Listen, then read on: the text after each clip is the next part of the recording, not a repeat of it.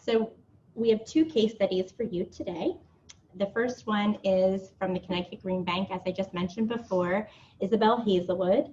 Isabelle Hazlewood joined the Green Bank in 2013. She currently works as a manager on the incentive team and leads the Green Bank's participation in Federal Department of Energy Solar Energy Technology Office programs and other initiatives to facilitate faster and cheaper solar PV deployment. Isabelle's expertise lies in developing and implementing strategies that address regulatory barriers to solar development at the state and local level and leading Green Bank initiatives for solar market expansion. She holds an MS in urban planning from Columbia and a BS in history from the University of Michigan and an MBA from the University of New Haven.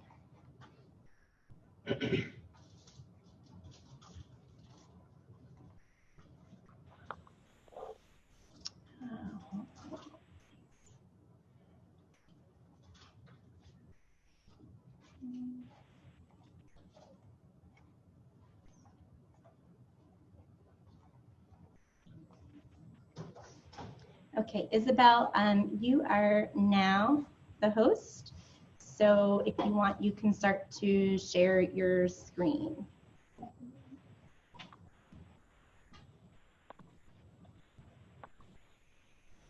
Okay. Can you guys see my screen? Yes. Yes. Okay, great. Good morning, everyone. Thank you for inviting me to be part of this meeting. As Tara said, my name is Isabelle Hazlewood. I work with the Connecticut Green Bank. Today, I'm going to be giving you guys a little bit of an overview of the microgrid program in Connecticut, as well as some of the kind of opportunities and challenges that we've experienced in trying to finance microgrids, and then talking about a couple of real projects that Green Bank has been involved in helping to develop. So just quickly, for those of you who aren't familiar with the Green Bank, we are a quasi-public state agency that provides incentives and financing for clean energy projects in Connecticut. We take the limited public dollars that we receive to attract private capital investment into Connecticut's clean energy economy. And to date, we've mobilized over $1 billion of investment in the state and reduced energy burdens on over 45,000 families and 360 businesses. So the microgrid program in Connecticut is it's primarily a grant program that's operated by our Department of Energy and Environmental Protection. We often call them DEEP, so if you hear me say the word DEEP, I'm referring to the Department of Energy in Connecticut. It was created out of legislation in 2012, and the goal was really to create more resiliency for critical facilities in Connecticut. And when we talk about microgrids, we're talking specifically about projects that connect two or more critical facilities and that can island when the larger grid goes down. So we're really focused on financing projects or supporting projects that are using cleaner sources of electricity that can provide 24/7 operational power, and also projects that are geographically dispersed throughout the state. So this is kind of just a little bit of a summary of the evolution of the program. It was originally created via Public Act 12-148. And we've had 4 rounds in total of the program. The first round kicked off in 2012, and then round 4 became open for applications in 2017, but it was quite a long round, and we actually didn't award project contracts until 2019. So round 4 wrapped up fairly recently, and I'll talk about some of the projects that were selected there that are still trying to kind of put together their project financing.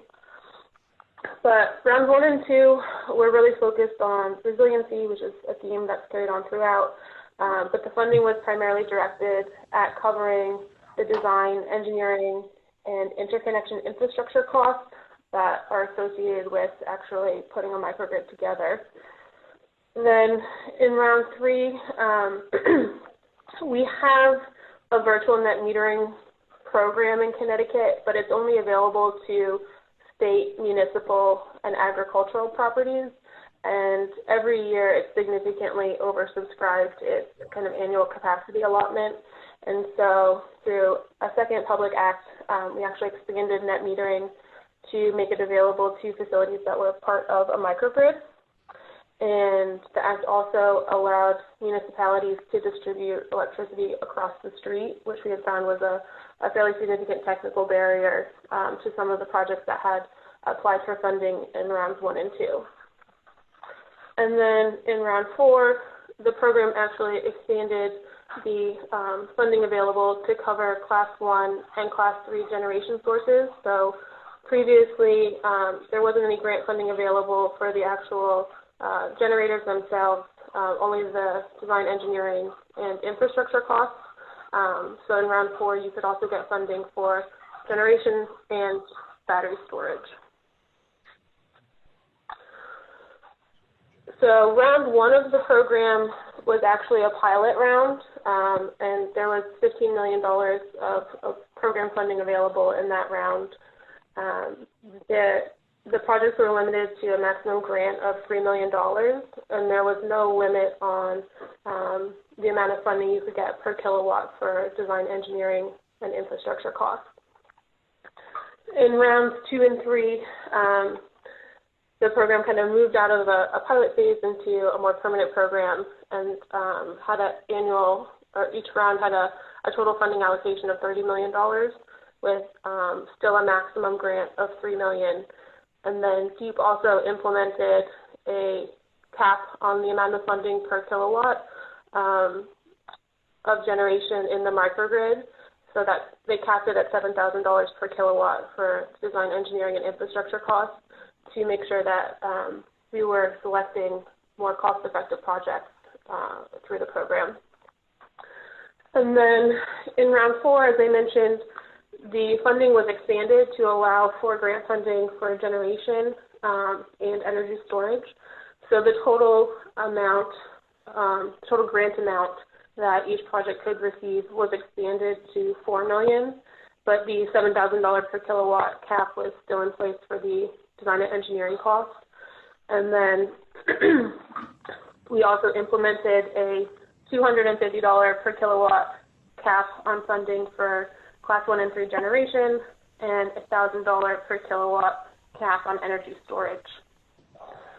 In this round of the program, Green Bank also created a specific loan program targeted at the microgrid program that I'll talk about a little bit later. But in this round, there was also a maximum of $2 million in loans available from the Green Bank per project. So this is a summary of the projects that were selected in each round. We had the most projects go through in round 1. They were mostly municipal projects and universities, and really focused on fuel cells and natural gas generators. In round 2, we had 2 projects. Round 3 was actually just an expansion of an existing microgrid at Wesleyan University. And then in round 4, we selected 3 projects, 2 of which I'll talk about later on in the project. But this was the first round where we actually started to see solar plus storage being applied for as project types in the microgrid program. So I'm going to switch a little bit now.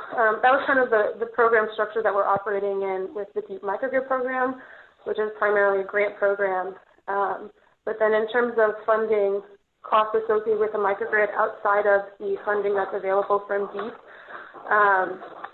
the revenue sources available are pretty similar to the types of revenues that you would expect for any other clean energy project. So we're really looking at, in most of these projects, the grant funds are covering the infrastructure costs associated with the project, and then the financing is really going towards the generating costs. So in Connecticut, we have both net metering and virtual net metering. But as I mentioned, the virtual net metering is only available to agricultural, state, municipal, and critical facilities. And then both the net metering program and the virtual net metering program are going to be ending at the end of 2021, and the state is going to be moving toward a tariff structure to compensate clean energy facilities. We also have a REC program in Connecticut. So each year the utilities run an auction to provide REC to clean energy projects, both low emission and zero emission projects. They're 15-year contracts, and that solicitation happens once a year. Then developers can also trade RECs in the NEPOOL market, so that's more of a voluntary basis REC market, and the values are definitely lower than they are for the CREC LREC contracts. But again, just another kind of revenue stream available to microgrids. And then, of course, you have tax credits through the investment tax credit as well as accelerated depreciation. But one thing that is kind of unique to microgrids is that you also potentially have the ability to charge resiliency fees to the end users of the microgrid for the benefit that they're receiving for being able to continue to have power during an outage event. So some of the challenges with financing microgrids, I think the biggest one is specifically how do you value this resiliency benefit?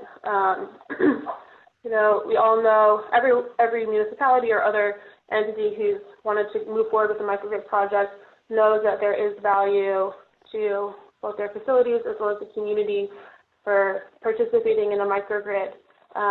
But it's hard to quantify what that value is. You don't know how many times the microgrid is going to be used in island mode.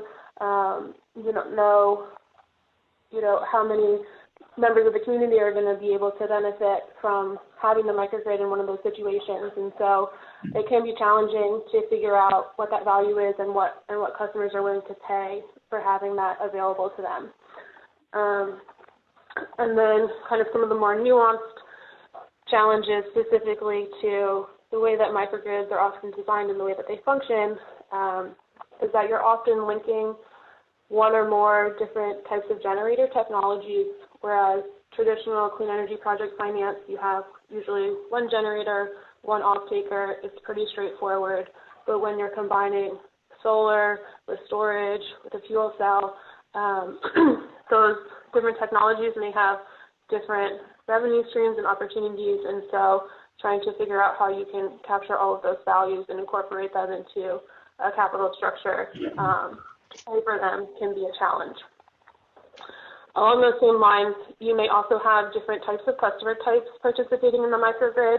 So you may have some municipal facilities as well as some private facilities that are not able to utilize all of the same programs.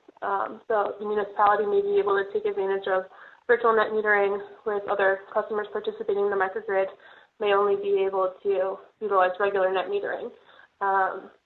So you need to be able to accommodate multiple types of customer classes within the capital structure as well. And then I think this is probably the biggest one is that, the way that the program has worked in Connecticut is that a significant portion of the project costs are being covered by the DEEP grant funds, and then the other costs associated with the project are typically the generator costs. But the revenue streams from the energy savings of those generators may not cover the entire cost of the project. And so customers may be paying a premium to participate in a microgrid. And if that's the case, how do you figure out, what that premium looks like and whether or not the customer has a willingness to pay whatever amount needs to be covered in that kind of gap between the revenue and the project cost. And then lastly, this is kind of a mix between a financial and just kind of an engineering challenge. But all of the customers on the microgrid may have different demand profiles, and so figuring out how you're going to be able to accommodate all of the different load profiles and demands of each customer participating on the microgrid with the different technologies is both kind of an operational challenge as well as a financial challenge. So this is kind of just a summary of the different sources of funding that we found in Connecticut, as well as what they're used for. The DEEP grant obviously makes up a big portion of the project cost. Then we have different revenue streams like net metering and virtual net metering, different market incentives like the REC tax credit, then green bank financing that's available at a lower cost often to private capital, but then also private capital players coming in to help finance these projects as well. And then in terms of the uses, mostly DEEP grant covering the interconnection and engineering and design costs, market incentives and tax credits helping to cover the cost of the generation. And then, of course, you have the actual development costs and operations and maintenance as the project moves into an operational phase. So as I mentioned earlier in round 4, we did create a special program at the Green Bank that was specifically targeted at providing financing for projects participating in the DEEP microgrid program. We were going to provide loans of up to $2 million to kind of cover gaps in the funding that was needed between the DEEP grant and the actual project cost. However, we actually haven't financed any projects using this funding, which I think was really not for lack of interest, but it came down to a timing issue. Round 4 of the microgrid program took a really long time to kind of get through. Projects were being accepted on a rolling basis, and we had only budgeted for this loan funding through our fiscal year 2019. So by the time the projects that were selected in round 4 kind of found out that they were being awarded a contract, the fiscal year had expired, and so we weren't actually able to use this specific pool of funding towards those projects, but I think that we will still be participating in some of the project financing for some of the round 4 projects, which I'll get into in a little bit. So now I'm going to kind of turn to some case studies of projects where Green Bank has been involved. The first one is a round 1 project. It's a municipal microgrid in Bridgeport, Connecticut. So it connects the City Hall, the police station, and the community center. All 3 of the facilities combined have a peak load of about 700 kilowatts, and the microgrid is powered by a nearly 800 kilowatt HP system. And there were some existing diesel generators on site on some of these buildings that provide some redundant capacity, but the CHP system is more than capable of powering the microgrid during an outage. So DEEP provided a grant of almost $3 million to this project, and they needed about $3.8 million in additional funding to complete the project. This project, I believe, went through in either 2013 or 2014, and at that time, Green Bank had a combined heat and power pilot program where we were providing incentives of $450 per kilowatt. But instead of taking the incentive directly, the developer decided to, so that the grant would have been about $350,000.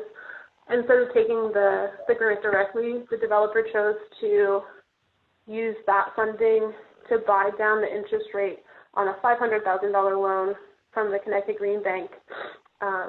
And they got their interest rate down to 2% and then used that subordinated debt to help them cover their construction debt payments as well as some of their term debt payments to their private capital partners. So both of those loans carry a 20-year term, and the microgrid is being paid for through an energy savings agreement between the microgrid owner and the city of Bridgeport. And then this project is one of the round 4 projects. So the Daughters of Mary is actually a community of nuns in a city called New Britain, Connecticut, and they have a campus of several buildings, including senior housing, housing for women and children facing domestic abuse, as well as a small hospital. And the Daughters had actually previously gone solar through a different Green Bank financing product. We have a Green Bank solar power purchase agreement with the Daughters for a little over 700 kilowatts of solar PV.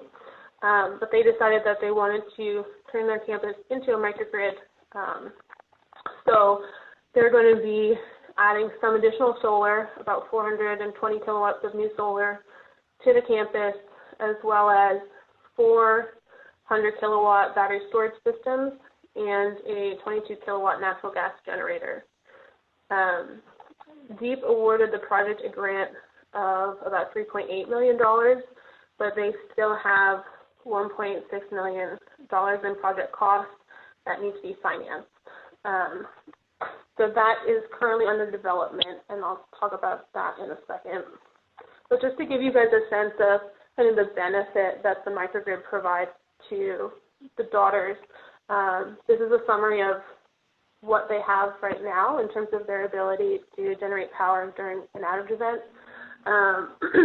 One of their buildings is being powered by an older diesel generator, but they can really only use it for about 24 hours before they need to refill the generator, and it's really only powering some of the loads in the building, not everything that they need.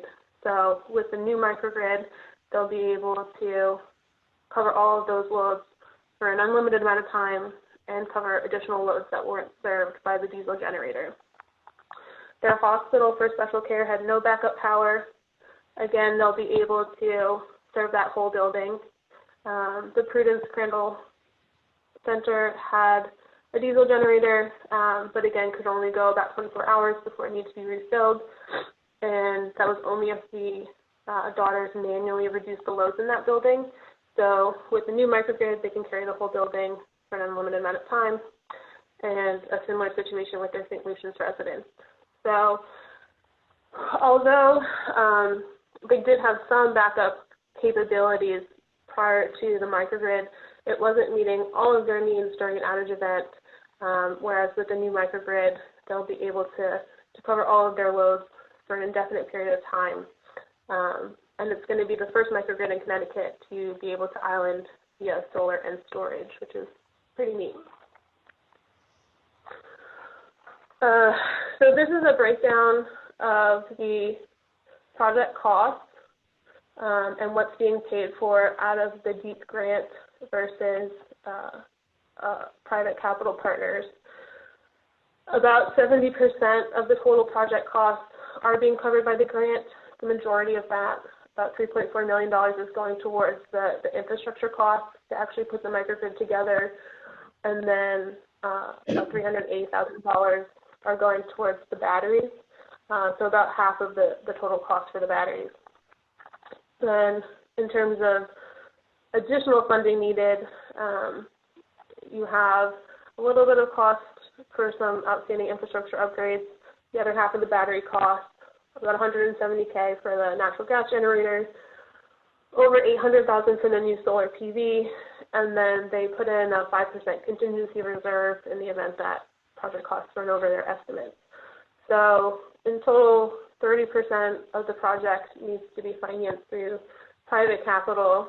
The good thing about it is that most of that cost is new solar, which is pretty straightforward to finance. The Daughters are going to be signing a second solar PPA with the microgrid owner. They'll also be able to monetize the ITC for the solar and the battery storage and receive a ZREC contract for the solar. But still, there are portions of the project costs that aren't going to be able to be covered through those energy savings. And so it looks like the developer is going to be working with the Daughters to develop some sort of energy as a service payment, which would basically be a monthly microgrid capacity payment that the Daughters would pay to the developer to be able to have access to and benefit from the microgrid in the event of a grid outage. And then potentially Green Bank will be participating in the capital structure with some sort of construction loan to cover some of the discrepancies in timing between when the project costs are being incurred and when the deep grant funding becomes available to the project. And then the same developer that bid in to round 4 with the Daughters of Mary project also was awarded a project for the town of Coventry. So this is going to be a similar structure to what the Daughters are using in terms of their financing arrangement. It's likely going to be some sort of PPA. The microgrid is being powered by CHP, solar, and battery storage. So there's likely going to be some sort of PPA for the CHP and the battery, or the solar. But likely the town's going to have to pay some sort of capacity payment for microgrid access as well. But earlier this year, we asked the developer of both of these projects for his perspective on the deep microgrid program, and he has some pretty interesting answers that I think are worthwhile to share with you all, just to kind of get a different understanding of, how developers look at these types of programs versus how the state looks at them. So the first thing that we asked was if he was involved in the discussion in terms of developing the microgrid. And obviously the town, as well as the housing authority and the school board, were all involved in making that decision, but I think a really key player that kind of gets overlooked sometimes is that they worked closely with Eversource, the local utility, to plan and design the microgrid. And I think that the utilities are a really important resource in helping to develop these projects. We have 2 investor-owned utilities in Connecticut. Both of them are on the review committee for selecting the programs in the microgrid grant program, but they also are a really big resource to developers as they're trying to scope out these projects and determine what's feasible, what the costs are, and what sort of upgrades would be needed to be made on the utility side of things in order to accommodate the microgrid. And that's not always information that developers have available to them on their own. So it's really important to be able to develop a successful microgrid for the developer to be in communication with the utility as they're developing their proposal for the microgrid. And then the other important point that I think he brought up, and that also affects the project financing, is that the way that DEEP designed the program, 30% of the grant is paid when the contract is signed and the developer is awarded the grant, but then the remaining 70% of the project funds are not provided until the project is complete, which means that in addition to finding financing for the project costs that are not being covered by the grant itself, the developer also has to come up with financing for 70% of the grant funding as well. And so that can be really challenging because you can be significantly increasing the amount of capital that you need to complete the project simply due to the kind of timing gaps between when the grant payments are made. And that's why in the Daughters project, Green Bank may be supporting the project by providing some low-cost construction financing to help fill in the gap between when those payments are made to the developer. So just to kind of sum up some of the lessons that we've learned in Connecticut, as I mentioned a few times, it is difficult to value resiliency, and often that value comes at a premium in microgrid projects. And so figuring out, how do you quantify that and a customer's willingness to pay for that can be challenging. It may not be, exactly equal to the gap in the funding that is needed to make a project pencil out. And so it's just a challenge to both quantify and get a customer to agree to pay for that. And a lot of times that's because the energy savings from the generation are not enough to absorb all of the costs of the microgrid infrastructure, or even some of the components of the microgrid. So the energy savings from the solar, combined with demand savings from the battery storage system, still may not be enough to cover the cost of the energy storage.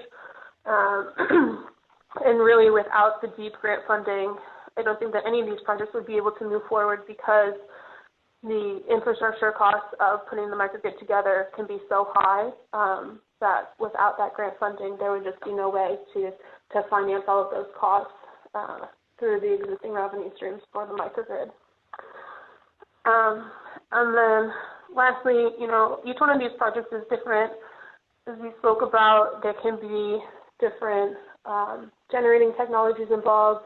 There can be different types of customer classes, different load profiles, and so you need to kind of look at each project on a project-by-project basis. I don't think that there's a one solution fits all, but especially at the Green Bank, what we've tried to do is not take on the burden of financing the entire outstanding cost of the microgrids themselves, but looking for those gaps where there's a more challenging aspect to the project to finance, and maybe we can, fill that gap with our financing just to make the project kind of get over the finish line.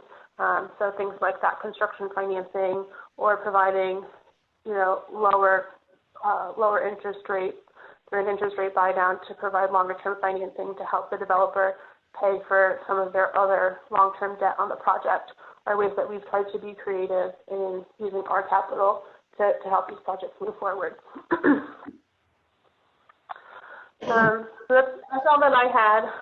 I should also just mention that, to be clear, I'm with the Green Bank, and the microgrid program itself is housed within our Department of Energy and Environmental Protection. So if you guys have more specific questions about the grant program itself, I'm happy to put you in contact with my colleague, Veronica Sizerkowski, who's been managing that program for several years and has a lot more expertise than I do as well. We're going to take some questions. I'm going to request if you could please come up for your question, because we have a microphone here, so that way Isabelle can hear you quite well. Thank you. Okay. Where's the mic? It's Right on stand. yeah. Hi, Isabelle. How are you? Paul Heitman with Biznovation. Great presentation. You guys look like you have a very active portfolio, and congratulations on that. Two additional questions. One on the Daughters project. I don't know the size of the campus, but that looked like some pretty significant generation. Is any of that participating in surplus or grid services with, I guess it would be New England ISO? And then the second question on the Coventry side, it looked like the senior housing, the police, et cetera, there may have been issues of crossing right-of-way barriers, and was Eversource basically able to waive that restriction, or how did that part happen for the Coventry one? Thanks. Yeah, those are great questions. I know that for Daughters, the existing solar is actually owned by Green Bank, because we have a solar PPA with them for that 700 kilowatts of solar that they have existing. And we do, as the owners of that solar, put that capacity into ISO New England's forward capacity market. So that's another way that we're able to create revenue from projects in our solar PPA portfolio. I'm sure that I don't think that we are going to be the ones that are signing the PPA for the new solar that they're putting in. That's a private capital partner called Citizens Energy, who's going to be owning the entire microgrid.